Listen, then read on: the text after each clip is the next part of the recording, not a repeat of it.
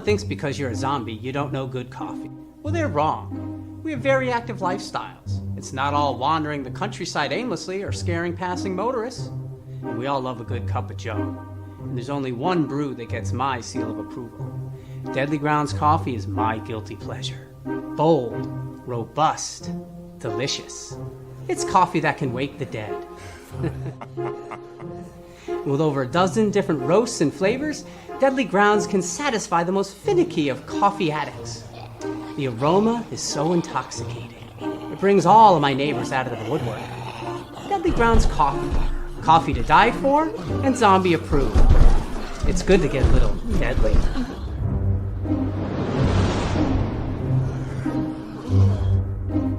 Use the front door! Oh, they're so disgusting.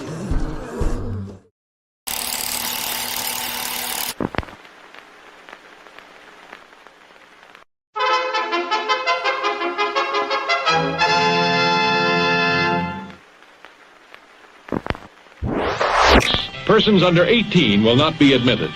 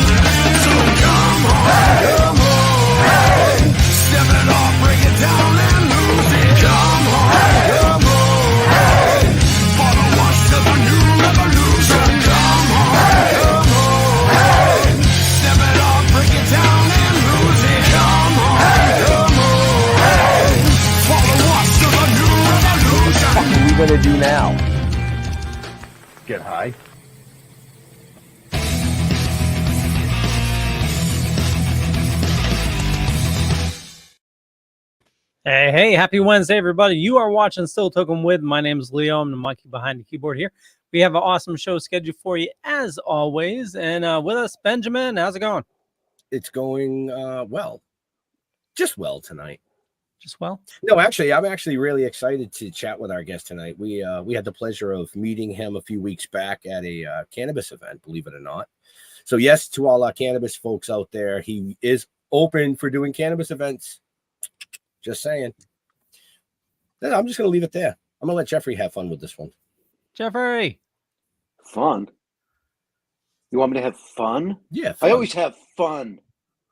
It's always fun. And I'm psyched to talk to this guy. I didn't realize that he was in a bunch of the shit that I actually like. Maybe because I wasn't paying attention. I'm probably too high. I don't know. You know, I'm not really sure. But, you know, I was quite surprised when I started, researching him a little bit more. I mean, obviously, everybody knows, the main flicks that he has been in, but I'm not going to chat about it. Let's just bring him right in. Brian O'Halloran, welcome. What's up? I'm sorry that I'm catching you boys on a surly evening. I guess not right. All right, I'll give you 10 minutes for the gummies to kick in, I'm sure, and then you'll be like, whoa. You know, you look like Charlie Sheen and a really, really bad evening. Oh, nobody's ever said that to me before. New York Times called me a Charlie Sheen beaten with a geek stick. Really? Wow. Hey, I I'll don't know if take it. that's a compliment or an insult. I'll take it. It's Right? the New York Times. It's better than, Either way, that's a hilarious. movie star who looked like he was beaten by Charlie Sheen with a stick. Could have been the alternative headline. True. But I true. can kind of see Could have that. been. What's going on, boys? Oh, it's another Yeah. happy Wednesday, midweek. We like to do the midweek thing, you know. Yeah. Our job is Well, it's just hump to, day. we like to fuck with people, especially in the middle of the work week. Right on. Well, thank you for having me on your show this evening. We met each other over at the cannabis event up in Boxborough, Mass. That So was that a was high fun. lifestyle. It was show. High Lifestyle the High show, Lifestyle. and that was a lot of fun. Got a lot of great bands. The weather was a little uncooperative, but no one didn't have least amount of fun. So it was good. It was good to catch up with you guys there. Yeah, but when you're stoned, the rain don't bother you. No, not at all. True that. It was You funny know? because they had an outdoor smoking, obviously for Ash area, and then people who had like bongs and vapos and all sorts of stuff were indoors where the stage was. And let me tell you, man, every night I got home to my room, I was like, "Woo!" I was flying. Right? The Yes. rain, everybody likes to get a little wet anyway. So, True. I don't care who you are. You like to get wet. It's just the nature of people. So anyway, how are you doing? You've been I'm not you've even been going a to go busy there. guy. I'm not man. going to go there. You've been a busy guy. We have. We made a movie of Clerks 3 last year. And it came out last fall. So now we just had like our 1 year technical anniversary of that film. And so we were hitting the road promoting that. And it's been nice seeing the fans enjoy that film and the other films that I've done over the years that me and my group of friends have done. And, and we're very, as you know, the characters are very cannabis friendly, amongst other things, including donkey shows. So there are things like that go well with our audiences, that there's a definite copacetic kind of feel here. Yes. So my first question for you is, why the fuck did it take so long between the Clerk movies?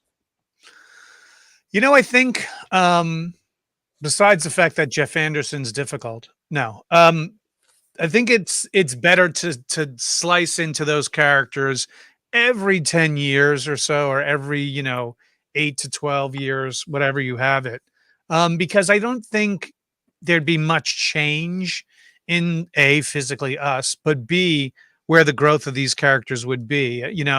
People could get pretty burnt out after Rocky 5 or whatever it is. I think doing it every decade, we did it in our 20s, we did it in our 30s. This one touches in our early 50s. I think is enough. They fill in that gap with a lot of that Jay and Silent Bob bullshit. Okay. All right. Actually, that's a good approach. I like that. Give the characters time to actually grow and live and learn. And let the audience be like, all right, I thought that guy died. Oh, that's nice. They're still working. Look at that. Oh. You lose Ben? Yeah, he must have got a phone call. Actually, no, that's you.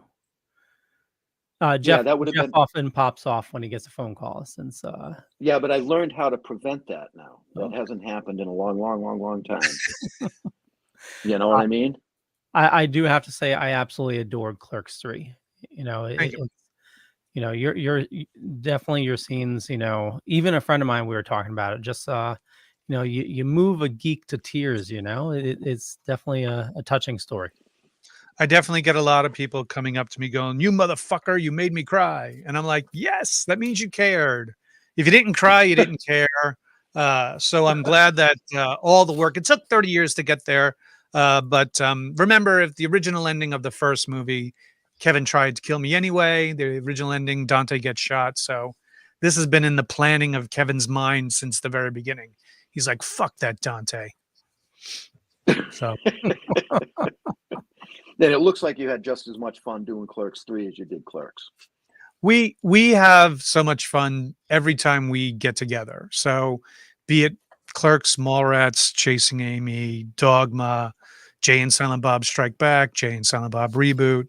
We just have a ball because we know that Kevin's put together a pretty fucking funny story. The sets are always low key, so there's no kind of like, oh, there's so much pressure. There's $120 million on the line. It's not that at all. So we get to just tell our kind of fun takes on things without any kind of worry.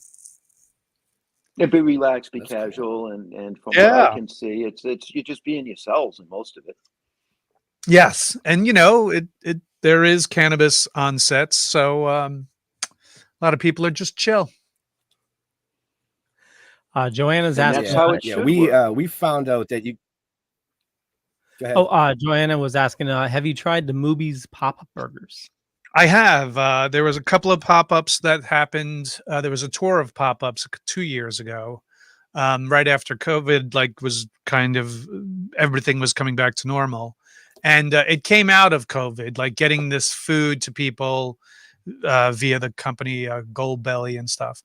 So they had a pop-up in Red Bank, New Jersey, which is the same town that Kevin has his comic book store in and his offices. And then the guy who ran that division decided, hey, let's do it in other cities. And it usually coincided with either a Comic-Con that we were at, or if one of the movies that Kevin was taking on tour that year, like he did it for the Jay and Silent Bob Reboot tour, there'd be a restaurant that they would find ahead of time. They knew what their schedule was, and they would just switch the menu to all movie stuff. They decorated as best they could with movies decor, and it's been a lot of fun. I've tried the burgers. I've tried the Beyond version as well. I've tried the cock smoker, which is their chicken sandwich. There's a lot of really the movie milkshake is really good. And their hater tots were always super good. The menu is nothing crazy out of line from something like you're not going to find some like, oh my God, it's, suck my Johnson hot dog or something. But there are some really cool things. I like how we did that. Like suck my Johnson hot dog. Yeah. And those are the type We of are tongue-in-cheek 18 plus, things so. we like to do. Right. Nice. I'll have to try that. So Now, do have the three? of you Joanna been did out ask on, how much weed was on set. It wasn't like a ton, and it wasn't like, you're standing in the same space that we're doing scenes in. But in between, takes, certain people had it in their trailers or outside their trailers. And then when the day would wrap, there'd be a good kind of relaxation of a reward well done. Okay. Where was Clerks 3 filmed? Was that In New Jersey. It We was in New went Jersey. right Okay. back to the source. Yep. And it was the first movie since the first Clerks that Kevin shot entirely in Jersey. Okay. Now, the three of you been on the road together at all? Well, when the movie came out last year, what we did was Kevin is a big fan of taking it on tour. So it was released to the general public for like a 2-week period through a company, and then and in many theaters. And then Kevin took it on tour. So like from September 4th to like December, I want to say December like 28th or something like that.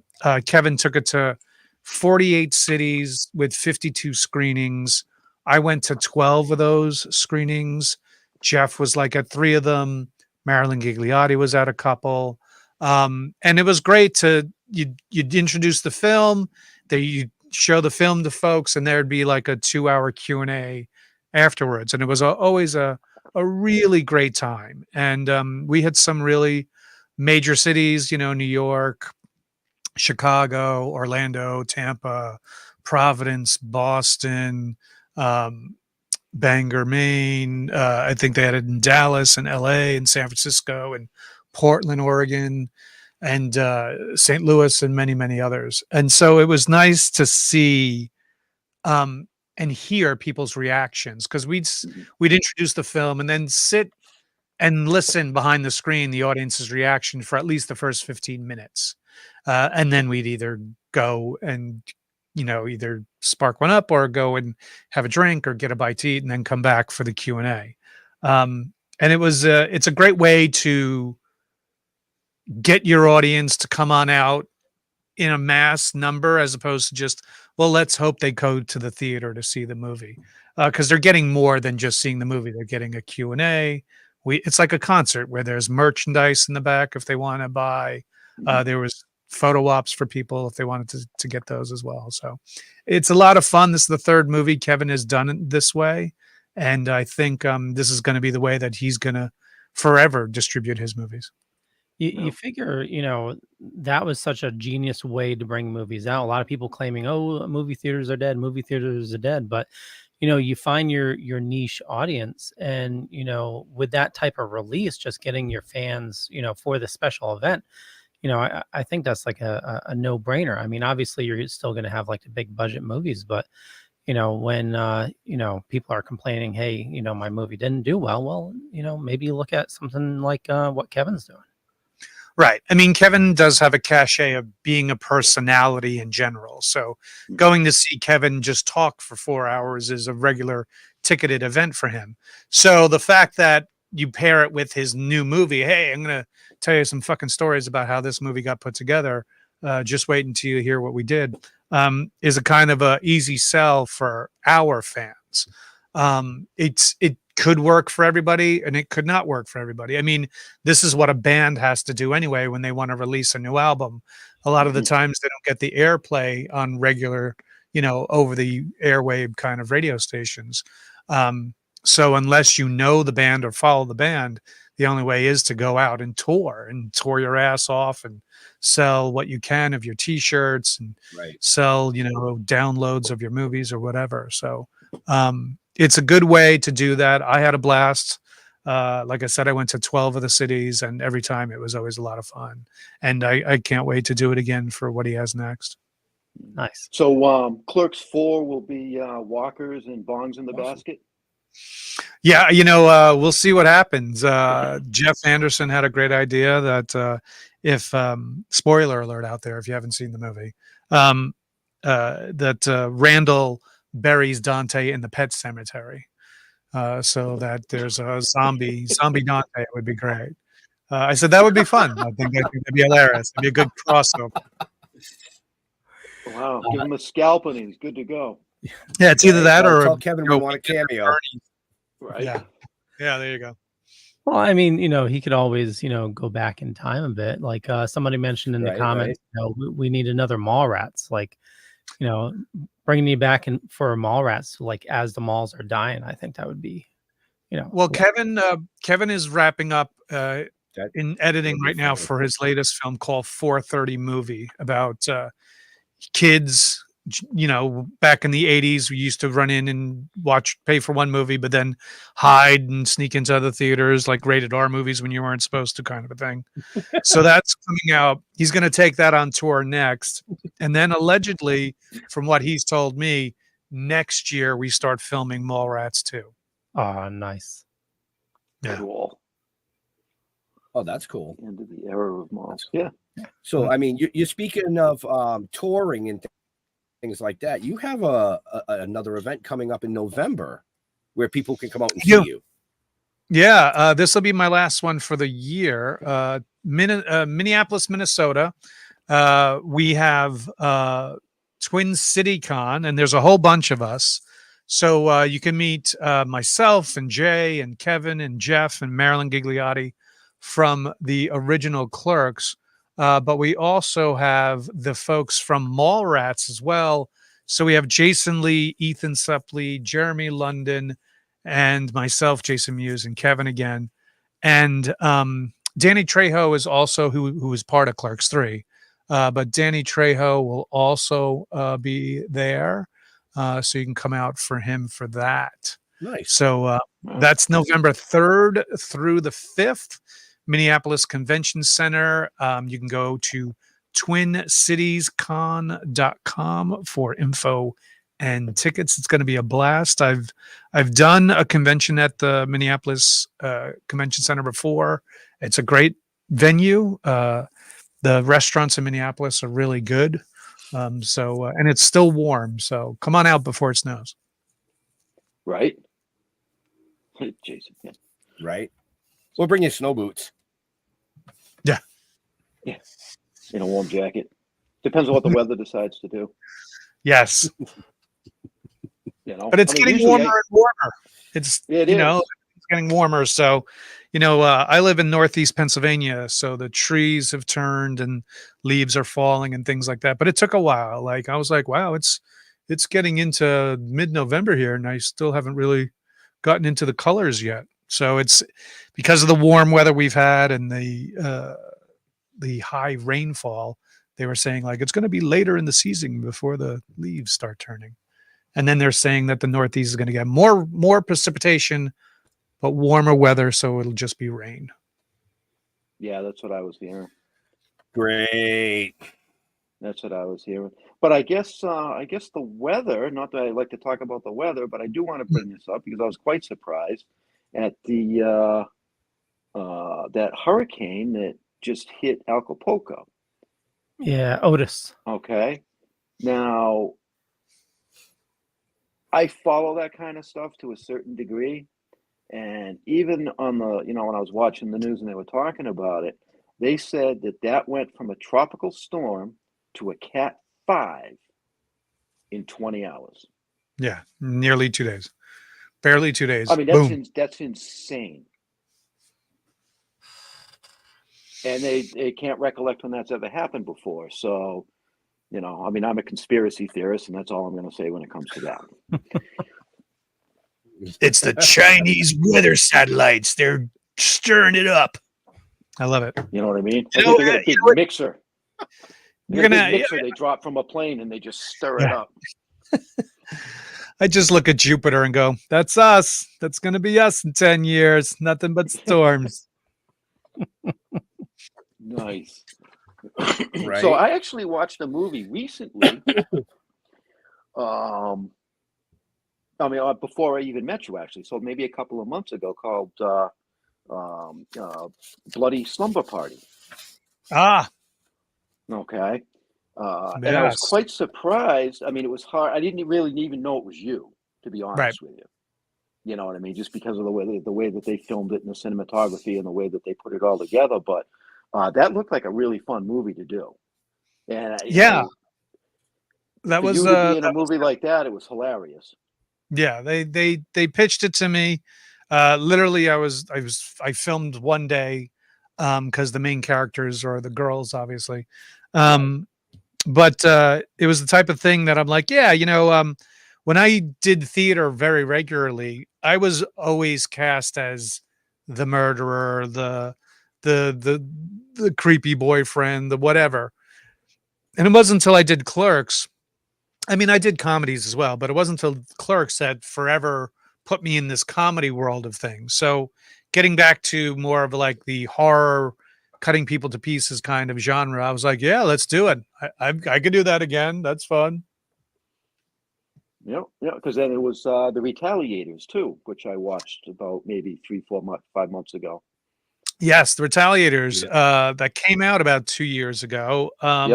Shot outside the Philadelphia area, and a really great production company down there. And they had me do a quick cameo at a Christmas tree, lot where you go to get your real tree. And you were the main character. Yeah, the main character is having an issue with someone who like grabbed the tree ahead of them, kind of a thing. And so I just got my full jersey on and became a real douche, and started a fight with a guy in front of his kid, no less. And it was fun. It was a fun, once again, in and out one day. But a lot of people have reached out to me like, oh my God, didn't even know you were going to be in the movie. And then I'm like, oh my God, Dante's on a range, he's on a rampage. But yeah, it was another thing. People who I knew who were doing a film said, hey, do you want to come out for a day? And I was like, sure. Wow. So I'm Now, gonna do you get guess a lot of that? Do I get a lot of that? I do have a circle of independent filmmakers who are like, hey, we're working on something. We'd like to have you be a part of it. Let's send you the script, that kind of a thing. Not everything I do, and not all the time, they are prepared to do things like be a SAG signatory film, because I am a union member. We have to go through the unions, and there are programs for lower budgeted films to have SAG member actors in it. So when, there's usually a couple of parameters that have to fill in before I say yes to things. There was looks like it came out in 2017. Okay. We actually had you on Good to know. the Dorkening for this. Bad Frank, you were in as well. Yes. That was a good one too. That was a really good one. I had a blast filming that one. We had Tom Sizemore involved in it, and he was fantastic, like super fantastic, real, to the point where it scared us. Like, he didn't step out of character. He was very violent in the film. That was a little almost borderline of crossing the line. And the main actor and the main director, the same person, phenomenal guy, absolutely phenomenal guy. He lives out in LA now the past couple of years, and has just came out with his newest film as well. Very proud of that one. Once again, I play like a lower level secondary drug dealer kind of guy, who has a confrontation that doesn't go so well. But overall, the performances in that movie don't do the budget justice. Like, if this film was seen by more people are like, oh my God, have you seen that movie Bad Frank? But because it's an independent film, it doesn't have the distribution like you would normally see. People don't see that Tom Sizemore movie. It's a lot of fun. Like I said, I usually like working with independent filmmakers because I find that their scripts that are challenging, that a major studio would be like, they'd get nervous tackling certain subject matters or doing certain things in movies. And I kind of run and gravitate towards those type of things because, there's straight up comedies, and then there's straight up horror films, and, action adventure. And then there are the ones that are like, ooh, this is twisted. And, in a good way. So I like when people reach out to me. Like, I did a film called Vulgar, and it's a really dark and twisted film written and directed by Brian Johnson, who you'd know from Comic Book Men, and the Tell 'Em Steve Dave podcast. He when he approached me to do that, and that was a very, very disturbing subject matter, violent, sexual assault kind of film, not for everybody. That even when we went on Howard Stern, when Howard was still free on K-Rock, he said, like, oh my God, this is such a disturbing film. I had to stop watching it. And not because the film was bad, but it was so, like, wow, mentally crazy for me, which was the best promotion we ever got. And it's those type of films that I enjoy when people come to me to be a part of. I love to watch those kind of films. Right. They're some of my favorite. Right. Yeah. You turn to a person like, what the fuck is this shit we're watching? Right. Yeah. Right. My wife walked in on a couple of weeks ago. I was sitting there. I was watching. I can't even remember what it was. It was a horror flick. And she was out walking the dog, and she walks into the house, and it just happened to be, typical horror flick. You got the titties on the screen. So she walks in. She's like, "What the fuck are you watching?" I'm like, "It's a horror movie." She says, "Don't look freaking scary to me." And all of a sudden, there she is, dead. You know what I mean? It was hilarious. She's like, are all horror movies like that? I'm like, well, most of the good ones are. I got to remember that. I got to remember this next time I'm watching porn and someone walks in. No, it's a horror movie. Just give it a minute. Why don't you leave? Give me 5 minutes. Come back. And I'll show you it's a horror movie. Right? Now, Vulgar, I picked up my copy from you at a con, got an autograph. Do you still bring that, to sell at your table? Can't get them anymore. They've sold out. All the distributors have sold out the copies. So unless Brian Johnson and his producer Monica Hampton want to do another run with someone, I'm looking into it because it was like one of my best-selling DVDs at conventions. Was because there's two versions of it too, by the way. There's the theatrical release, which is the uncut release, and then there was the rated R version that we edited for when Blockbuster was still around. Kids, ask your grandparents what Blockbuster was. Anyway, and so we made a rated R cut that was personally kind of like how the edit was. So there are two of those out there, but the theatrical version is the version that I always would sell. And I ran out, and then when I tried to place a new order, they're like, there's none left. And unless someone does another run, the last company that did it was we distributed through Lionsgate. I don't know if they still have the DVD rights anymore. I'd have to check with either Brian Johnson or Monica Hampton, her producer, to see who has the rights. Because I would do a limited run if the price was right, and maybe even do like a commentary, like a video commentary track, talking about it to make it a special edition 20. I think that's 22, 23 years ago version. We might be coming up to our 25th anniversary of Vulgar. Wow. Yeah. Well, see, that's one I haven't seen yet. Shame on me. Yeah, somebody's asking, my girlfriend sucks 37 dicks in a row, is asking, how often are you asked that? The thing I know, right? It's not Shakespeare, that's for sure. The phrase I'm always asked the most is, "Are you even supposed to be here today?" Yeah. "Are you even supposed to be here today?" That's the thing I'm asked the most. When the 30s, or they'll just shout 37 in a row, which that the viewer is making a reference to. There's a lot of ones that can come out. Like sometimes I'll write on an autograph, "Hey, try not to suck any dick on the way through the parking lot." Usually that's for female fans. I'll be like, "Here you go," and people love it. They love it. Clerks 2, you never go ass to mouth. There's so many phrases that is a testament to how great a writer Kevin Smith is. I mean, poor Marilyn Gigliotti. Marilyn Gigliotti gets, "Hey, try not to suck any dick on your way through the parking lot," yelled at her. And if you don't know what that reference is, you're like, "What did you just say to that woman? You apologize to her." It could be that, it could be misinterpreted like that.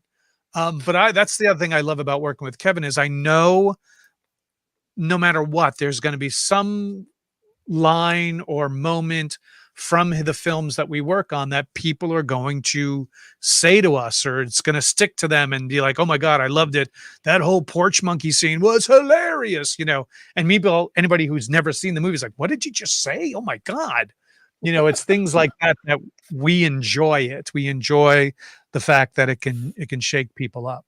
So yes, Yeah. I do get these phrases screamed at me or asked about all the time, and I'm perfectly fine with it. Listen, I know for a fact that when I die, Brian O'Halloran, I will have "I'm not even supposed to be here today" on my tombstone, because I think that'd be a good chuckle for someone who would visit. "Oh, here lies Brian. He's not even supposed to be here today. Get it? Because he's dead. He would rather be alive. It's the movie thing, honey. Why are you walking away?"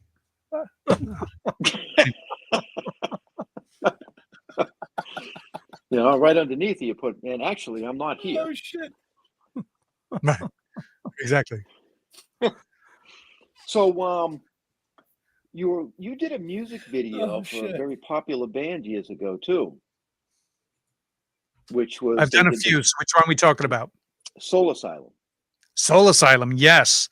The very first Clerks. Yes. We did Can't Even Tell, which we reenacted the famous hockey scene on the roof. So it was the Clerks playing against the Soul Asylum band. I was rocking my New York Rangers jersey at the time, which I was supposed to in the original movie, but I couldn't find it it was at my mother's because I was doing laundry there and I left it there. So when I got to set, didn't want to be late. So when I got to set, they were like, "Here, you could wear the Devils jersey or the Pittsburgh jersey." And I'm a New York Ranger fan, so I was like, "Fuck the Devils," and I'll take the Pittsburgh jersey because I respected the game. It was Mario Lemieux and Yager, like they were really great players, and it was a respectable team. So I played that. So ever since then, Yep. people have thought, "Oh, you're a Pittsburgh fan," and I'm like, I respect their game, but I'm a New York fan. But anytime I'm in Pittsburgh, though, I don't usually have to pay for a drink. So it's good. It's good. Wow. Right. Well, if he comes All to right, I wanted to Boston, I'm bring going that to up make him because, buy you me know, drinks because I'm a Boston fan. You know, yeah, There we you had go. the opportunity to meet Soul Asylum a couple of years ago, Right on. you know, in Plymouth, Yeah. and fantastic guys, fantastic. Yeah. Yeah, Dave Perner, the lead singer, is an amazing guy. I saw him in Webster Hall in New York City about, I want to say 4 years ago, and saw him after the show. We hung out and chatted, and he was saying like literally his most requested songs that people shout out to him to play is Can't Even Tell from the very first Clerks and Misery, which we played at the end of the second Clerks. Mhm. So and he Yep. he played it at that live show as well. And it's a thing that no matter what show he does, those two songs always have to be played, as well as, you know, Runaway Train and everything And else that yeah, he's. yeah, and all the other classics. Yeah, But yeah, yeah, I feel genuinely old calling him super nice classic. guy. Yeah. You know, yeah, we had a great opportunity to meet with them. We went backstage after their performance, and they were kind of taken back a little bit because we didn't walk in with anything to have them sign it, or, you know, I didn't have their CD, you know, sign my CD. We signed a Right. copy of our comic and gave it to all the band members. Nice.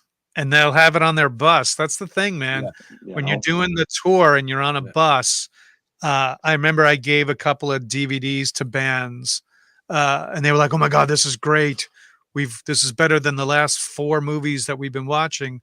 Because people don't realize, like cellular service, especially when you go across the Midwest, it's not that great to think you can still stream your movies through your phone or whatnot. So physical media, actual DVD. Same thing with the military. I do a lot of business if we're at a show that's near a military base. You know, naval guys or Army Marines who are out of country, who are at bases in God knows where, they have their small DVD players that they'll watch their movies either back at the camp or go back in their racks on the ship and just watch it. And they say it's, you know, it's a mental lifesaver to have the DVDs. you know, I like the physical media anyway. Right. Yeah. I always have. You know, Yeah. I mean, maybe I'm just old school, right, Leo? Yeah, but you can have the best of both worlds. I have a Plex server that I built. So a couple summers ago I got about 800 DVDs, ripped them all, and I got them all on my Plex server. So, you know, any computer in the house, I could just, you know, play anything from my collection. A friend of mine did that too. He has like about 2,000 movies Wow.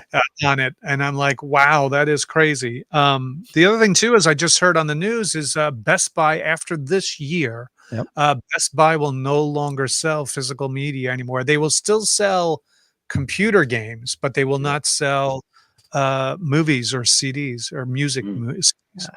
That's a shame because, you know, that's Yeah. Right. pretty much the only place I'd buy my movies because you get the special steel box. Like Correct. Clerks 3, I got the steel box from Best Buy. Right. And so it'll be interesting. I know Amazon has now come out with, it's coming out. They're taking pre-orders now of all 3 Clerks movies in a box, and the box looks like the Quick Stop convenience store. Oh, no way. So yeah, so it's like $130. They're Amazon's taking pre-orders now, and I think it comes out in December. Also, they finally have decided to do Clerks Pops. So we now have Clerks 3 Pops coming soon. nice. So for those ones who collect, for those people who like collecting plastic that kind have like giant heads, by all means. it's coming. I still can't see the fad in that. I just can't. It's the Beanie Babies. It's the same You know, thing. it is. I get it. You know, I'm more of a bobblehead guy myself. See? Well, the thing is, Pops, people were saying, it was going to crash years ago, just like the Beanie Babies, but they keep on growing, which is insane, Well, P.T. Barnum said it. A sucker's born every day. I swore I would never collect Pops until somebody gave me a Leonardo from TMNT. And I thought, oh my God, this is the cutest thing ever. And now I got friggin' 200 Pops in my garage.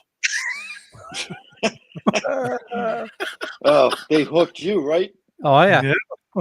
Yeah. I think I have like 6, and it's usually from people who've given it to me. And like there's been ones where people have made custom ones themselves because they didn't have Pops. So there's like a custom one like behind me here, and then I have like Notorious B.I.G. and Tupac as Pops. I thought that would be funny. And then a couple of different Marvel ones, but otherwise, like, I don't have any of the Jay and Silent Bob ones or the Moobies cow or whatever. But I will get a set of these official Pops just to see, just to have, and then I'll be probably selling them at my table at these cons when next year when I'm hitting the road. Nice. People will be bringing them in so you can sign them for them. Exactly.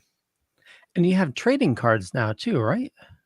They do. They did different types of trading cards. So they did like a Jay and Silent Bob reboot set of cards through Upper Deck, I believe. And then the Topps company came out with Garbage Pail Kids cards, but Clerks edition. So they took all the Clerks characters and did Garbage Pail Kids. And then there are Clerks 3 collectible cards, which once again, I believe is the Topps company that put out those. People still collect cards, like finding, and I'm talking about in the sporting world, people still collect looking for the rookie, Connor McDavid or the rookie whatever when it comes to basketball and baseball. And so when it came to like collectibles, it was a no-brainer. And it was really weird because, Fanatics, who's bought all the licensing rights of almost every major sport there is, has now started dealing in memorabilia of Marvel and all sorts of stuff. So those Garbage Pail Kid cards you could find on Fanatics. You could also find they've made T-shirts of those Garbage Pail Kids stuff.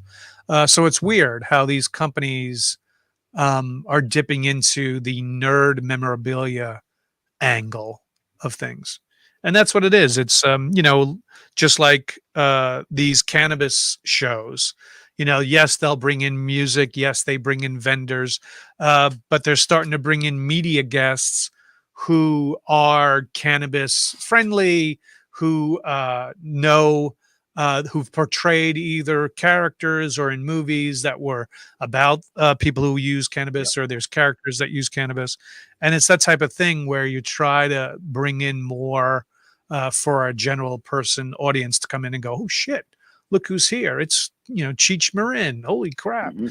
There was a cannabis show, the 420 show in New Jersey in Edison, and they had the Jeremy and Jason London brothers. Jeremy, obviously from Mallrats, Jason from a couple of shows as well, and they're both cannabis-friendly actors and stuff like that. So more and more as cannabis becomes legalized from state to state, it's good to see that these entertainers and bands and actors and comic book writers and book writers and artists, who have that open mind to know the benefits of and the positive outreach that is cannabis is a good thing. Oh yeah, oh absolutely, and that's one of the things that when Ben and I started out almost 5 years ago. Obviously we're a cannabis-based comic book, but it's still a comic book. So we went into the cannabis world second. right? Was it second? Yeah, we went into the cannabis world second. We started in the comic book world. Yeah. And at the beginning, back then, it was just legalized here in Massachusetts. And you'd get the guy walking by, or the husband or wife walking by with their 12-year-old, and they look at our booth and it's like, oh no, we can't stop here. You know what I mean? This is like, Yeah. this isn't what we want you to see, kind of a Right. thing. But Right. 5 years later now, we see it's changing drastically. But when Right. we're at the cannabis events, everybody's talking about the new Marvel movie, and they're all geeks, Right. and when we're at the at the cannabis Yep. events Yep. or the comic books, they're talking about the weed, Right. which is just so. I mean, those two worlds were always meant to be together. We Yes. knew that from day one. Oh yeah. I mean, I knew friends who would spark up before going in to see movies just to have that, more intense feeling of what you're watching. I remember once when Nightmare Before Christmas came out, my friends were living in Brooklyn, and we went to go see that in theaters. And we had smoked, but we also had brought a 6-pack of Heineken into the theater we had smuggled in. And I remember we're watching it, and if you remember the beginning of Nightmare Before Christmas with the big spiraling animation and everything, we were all like, "Whoa!" and we're drinking and stuff. And it was a raked theater, meaning you walk in through the back and you go down and down and down to the screen. And then halfway through the movie, we're watching it. My one friend's laughing, and his leg moves over and it knocks over one of the bottles, and the bottle just rolls down all the way to the front. And you're Clink, hearing that. clink, clink, clink, You're clink. hearing that. Ying, ying, ying, ying, ying, ying, ying, ying. And we were just like, "Ah!" And it was just a fun way. We never got out of hand. We never got violent or mischievous when we ever smoked. Still don't. And so, it's always depending on the person. Sometimes it brings out the best in people, Right. and sometimes it just highlights the douchiness in people. You were a douche when you were straight and sober, and you're a douche now. Well, so I want to ask you, what's your take on? I mean, obviously, cannabis has come a long way. I Mm, mean, when I was growing up, it was brickweed, and you had to pound the seeds and sticks out of it. And you might end right. up with a little bump. But in today's world, I mean, there's baked goods and the edibles and the gummies, and what's your take on all of that? What do you prefer? Well, first of all, smoking what's been out now and taking what's out now compared to what I was in my Mhm. early 20s, I was like, wow, I had nothing but shit back then. Right?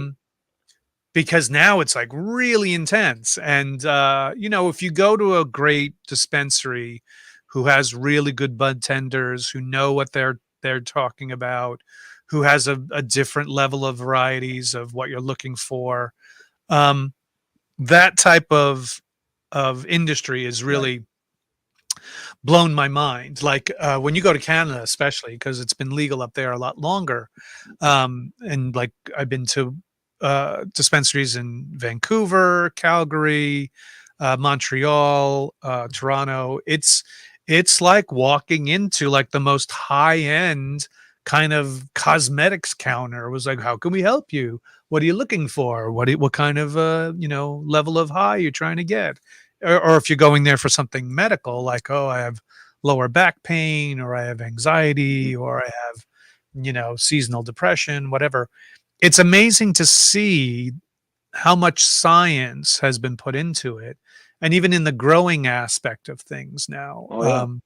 to see how much botany and actual deep crossbreeding, and well, if you crossbreed it like this, it's amazing. And it's nice to see that when states who then legalize it then finally are getting their tax money coming in, and the amount of tax money that comes in funds a lot of programs. I remember when Colorado legalized it, in their first year their tax income was unbelievable. Someone told me that it funded like 7 years of their education programs and stuff like that, which I'm like, I believe it.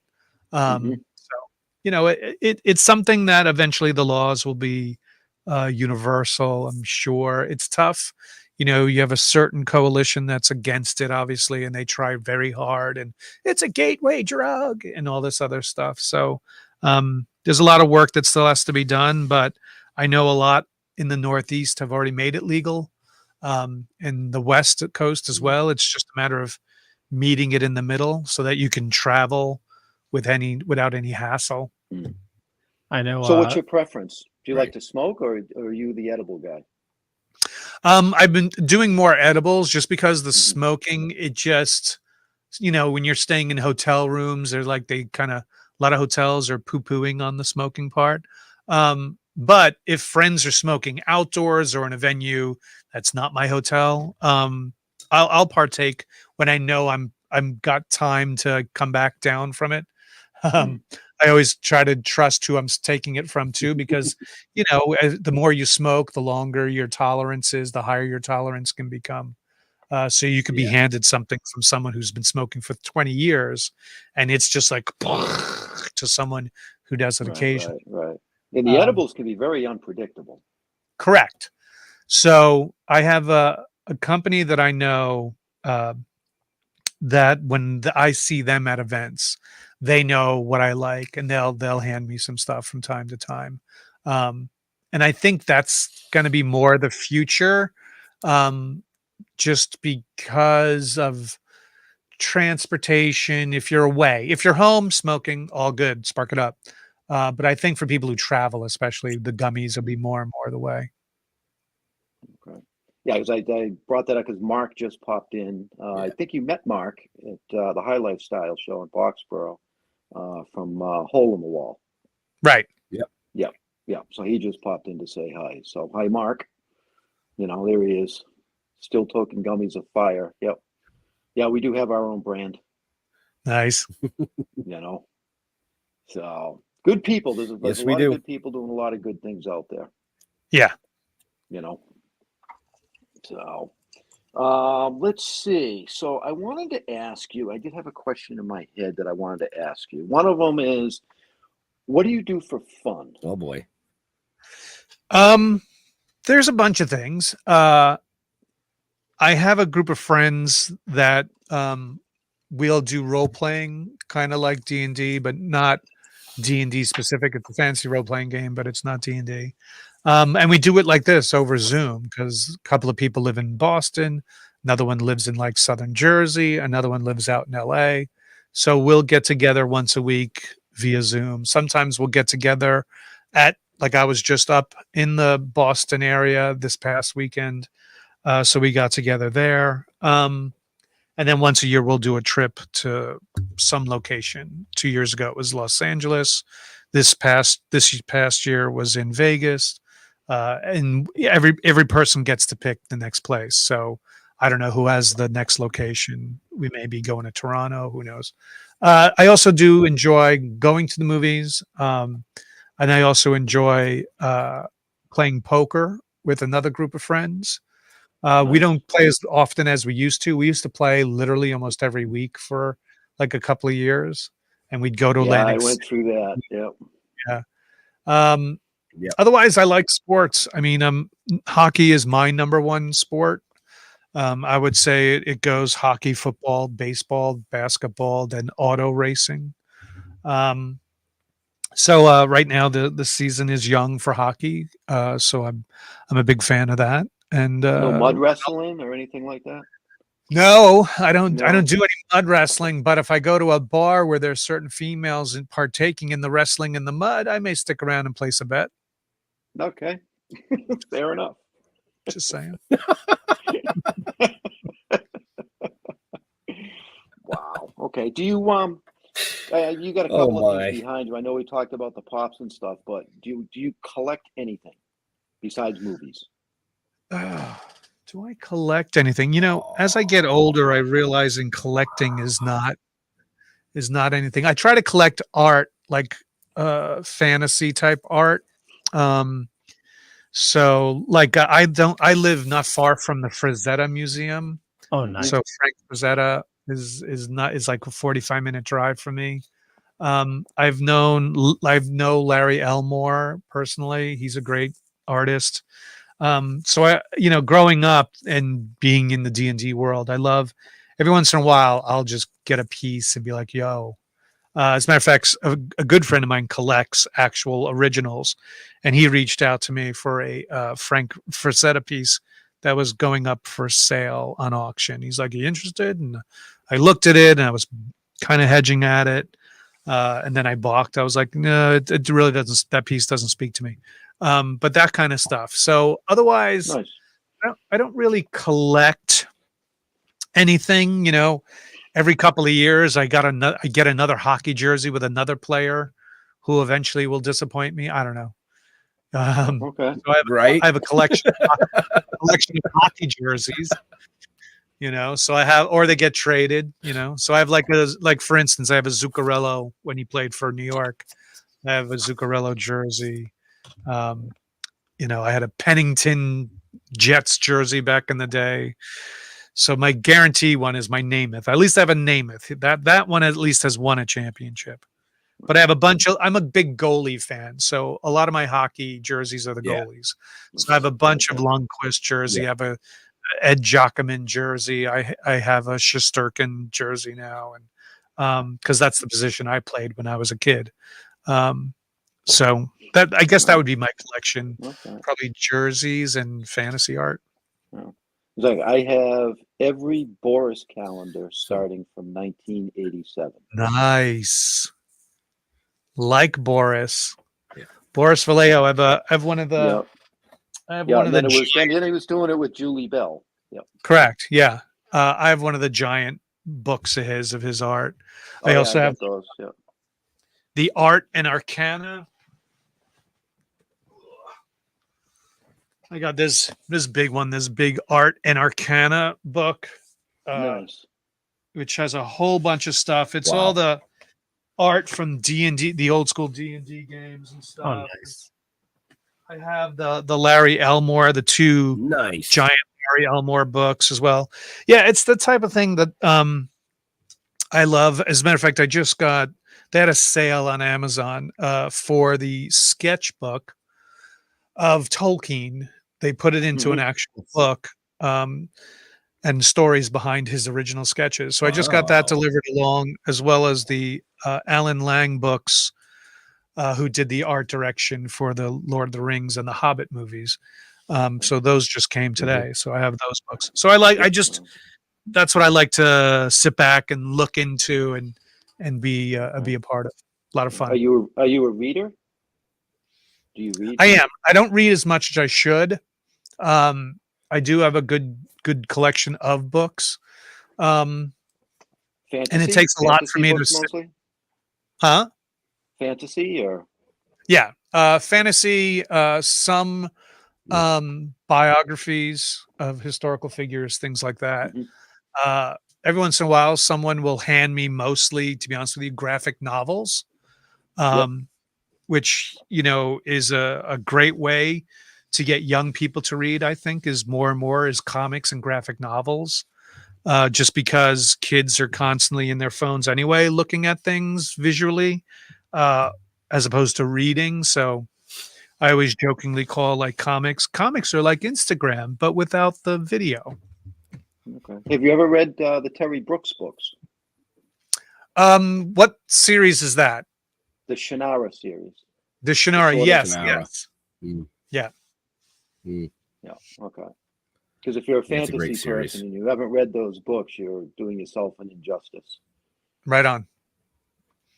So, all right. Well, those are Right. my questions. That's what I wanted to know about it. Well, yeah, I mean, we're getting close to time anyways, but one thing I wanted to bring up, I know I'm a little delayed for some reason. My internet's quirky, but you have a podcast. I do.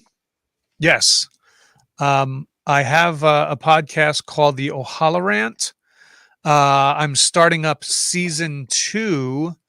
Hopefully in the next couple of, I'm going to do interviews at the Twin Cities Con, and I think I'll start my new season in November. But yeah, you can find it. Let me see if I can find the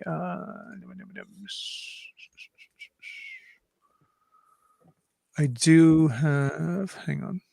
So I can tell he pulls shit up on his own screen. Yeah, if you want to follow Right. the O'Halloran, you can get on Twitter there, and Instagram and the Facebook page. And then if you go to the O'Halloran on YouTube, you can watch it on YouTube. I also use StreamYard as well for my show. Nice. So I'm very familiar with StreamYard. But that's the best way to see my shows, or if you want to follow what I'm doing in general, these are my socials there. Yeah, the O'Halloran, I enjoy. I have like 13 or 14 episodes from the last season. If you want to see some stuff, I've interviewed people, comic book artists, musicians, directors, producers, writers, actors, things like that. There are a couple of shows where it's just me, and where I'll just go off on a subject, and so thus the rant. So I look forward to starting the second season. By all Well, let means, us know when you want to schedule us. absolutely, absolutely, definitely want to have you guys on, and we could talk more about what you guys do. I can ask you guys your questions, and it'll be a lot of fun. Nice. So Leo, you Wow. have your standard question, and I like your question you ask everybody. Oh, well, I think you kind of asked it, but I can ask In a different just- way. Yeah. But there's different. It could be a different answer. You don't know. Okay, sure. So one thing that I like to ask everybody is, besides being a icon in Clerks, what do you dork out about? Like we've had some guests that love the history of like sunken vessels, or you collecting old tools or something like that. What's I know you mentioned the jerseys, but what is something you dork out about? I dork out about astronomy and science of space. So just recently in the news, there was a radio signal burst that literally came from like the other side of the known galaxy that just reached us. And scientists have stated that it's a radio wave that came probably from one of the earlier years of the formation of the universe, and it's just reaching us. That type of stuff is always kind of like, ooh, is that the signal from our alien overlord saying we're coming in? Knock knock. That type of stuff I enjoy. Like I enjoy what the Webb telescope is showing in clarity. I enjoy what NASA is doing. I enjoy the fact that we can still, if these billionaires would quit shaking their dicks and sending their buddies up for a pseudo space trip. It's not really space, guys. It's the ionosphere. It's different. Anyway, if they spent that money on actually getting space going, let's get back to the moon. Let's start mining at the moon. Let's start, having a broadcast system up there. Let's get to Mars. Let's start doing that type of stuff as opposed to just, hey, me and my friends just flew for 11 minutes. That kind of stuff is good. I know that, because we're totally going to burn this fucking planet out like a giant fucking joint, and then it's going to be gone. So we better find fucking planet plan B2 quick. And if we could start doing that, like, seeing how AI can get robots going, and we could send them up first to start building our shelters with 3D printing technology.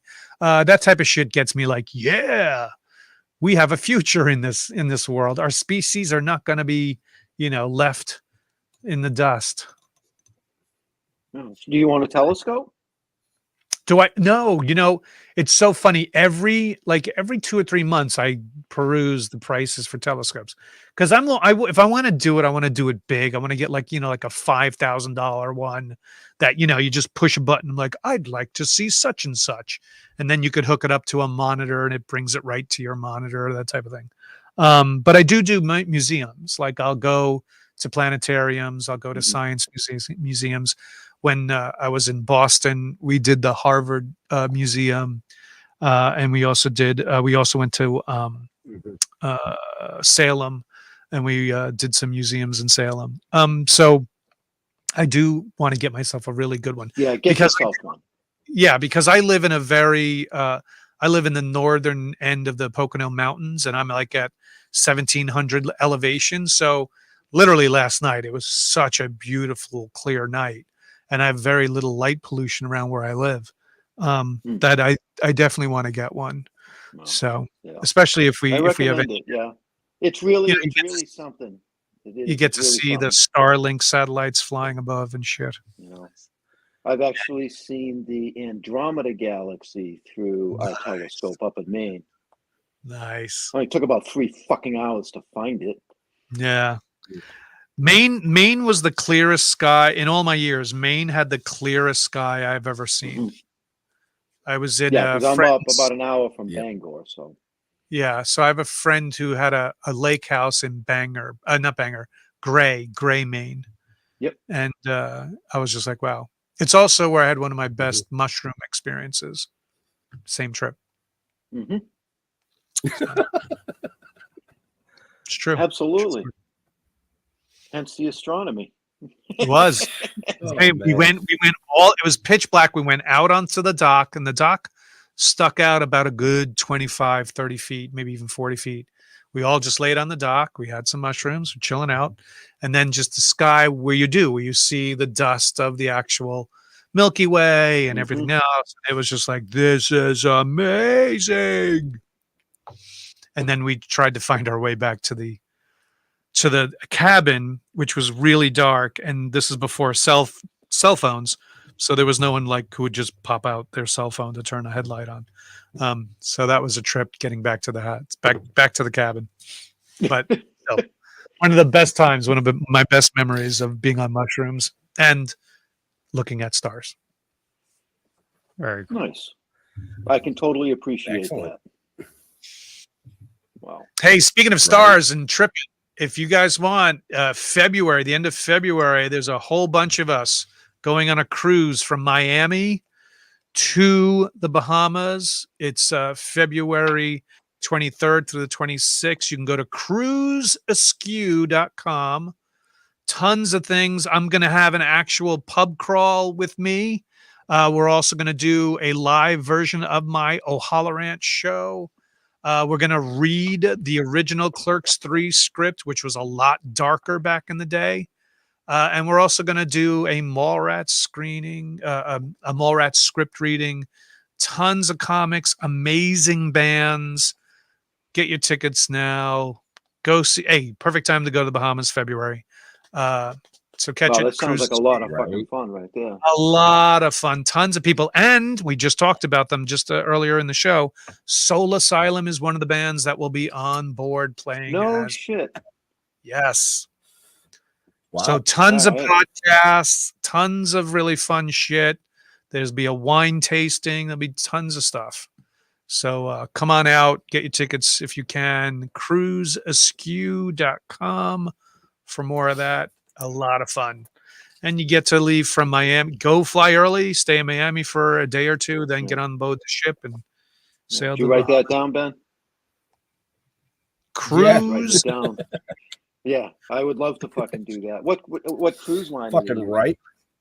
It's on the Norwegian Pearl. That will be the ship, the Norwegian Pearl. This the company that does it is called Sixth Man Entertainment. They do tons of cruises, like the Kiss Cruise, the Impractical Jokers Cruise, like all these big time cruises. This is the production company that does it. So it's a well-oiled machine. It'll be handled very well. All right. Well, I'm going to look into that because that sounds like a fucking blast, and that's my time of year to be on a ship. Exactly. Awesome. All right.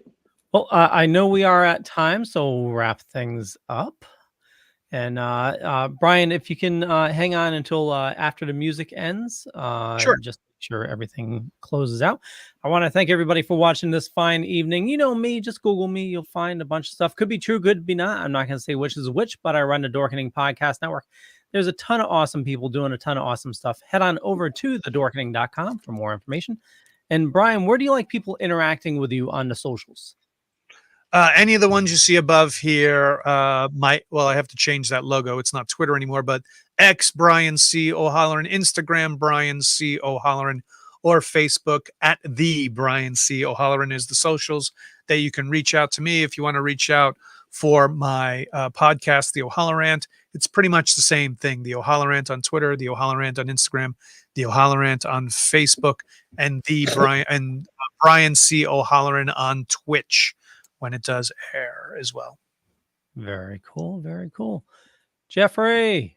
Well, first I want to thank Brian for joining us. Obviously I grew up watching a lot of his shit. He's not quite as old as I am, but he'll catch up. And I'm looking forward to, Clerks 4 in, walkers and bongs in the basket and that kind of shit, because I think that would be fucking hilarious. Even if it was just a skit, just a plug for you guys. As far as us, just go to stilltoken.com. Follow us on YouTube, Toking with the Dead on Facebook. And you'll find out everything about us. You don't want to know anything else about me. Very well. Very well. Benjamin. Oh my God. So I want to apologize because I have been a little delayed here. My internet's fucked. I don't know what's going on. You got the squirrels chewing the wires again. Yeah, there's something screwy going on, because it goes from very good, excellent strength to poor, and I'm fucking plugged in.